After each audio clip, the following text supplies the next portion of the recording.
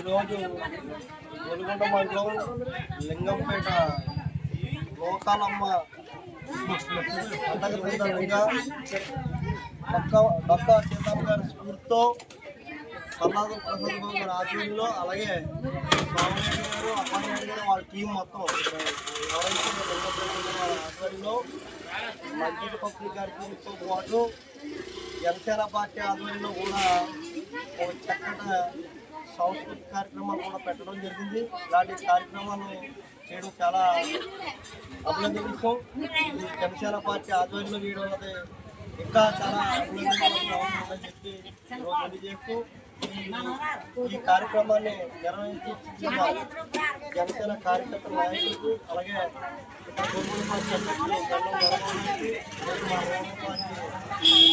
అధ్యక్షులు అలాగే జిల్లా సంఘ కార్యదర్శి అల్లాందరూ కూడా ఆహ్వానం పలికి ఈ యొక్క కార్యక్రమాన్ని మా చేతుల మీద నిర్వహించడం చాలా ఆనందకరంగా ఉంది. ఈ కార్యక్రమంలో కూడా ఎస్ఎస్ఎల్ అధ్యక్షులు కోవిల్ చిరంజీవి, అలాగే నారాయణరావు గారు అందరూ కూడా వీళ్ళ ఆధ్వర్యంలో ఈరోజు ఈ కార్యక్రమాన్ని నిర్వహించి ముందుగా అమ్మవారిని కూడా దర్శించుకొని, అలాగే ఆమె తీసుకుని ఈరోజు నిర్వహించి చక్కగా మా అందరికీ కూడా దర్శనం చేసి అమ్మవారి కటాక్షించుకొని ఈరోజు ఈ గ్రామంలోకి ఈ కార్యక్రమాలు చేయడం కూడా చాలా ఆనందంగా ఉందని చెప్పి తెలియజేస్తాం.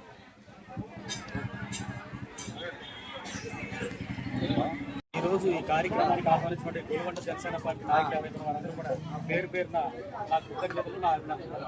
మరో ముఖ్య విషయం ఏంటంటే, ఈ మధ్య మన ఆంధ్ర రాష్ట్ర ప్రదేశంలో పవన్ కళ్యాణ్ గారి ఎలక్షన్ ముందు ఏదైతే చెప్పారు, అనకాపల్లిలో ఏం చేసిన లోకాతల్లి అమ్మవారికి రాష్ట్ర పండుగగా ఆయన ప్రకటించడం జరిగింది. అన్న మాట ప్రకారమే ఎలక్షన్ అయిపోయిన తర్వాత రాష్ట్ర పండుగ ప్రకటించిన తర్వాత ఈ మధ్య మనం చూసాం, రమేష్ బాబు గారు కానీ ఇతర మంత్రులు కానీ అక్కడికి వెళ్ళి పట్టుపత్రాలు సమర్పించి ఆ లోకాతల్లి అమ్మవారి ఆశీస్సులు పొందారు. అలాగే మాకు అవకాశం కల్పించినటువంటి ఈ వెలుగొండ జనసేన పార్టీ అధ్యక్షుల వారు, అలాగే సలాం ప్రసాద్ బాబు, అలాగే ఇక్కడ ఉన్న తాత ఎవరైతే ఉన్నారో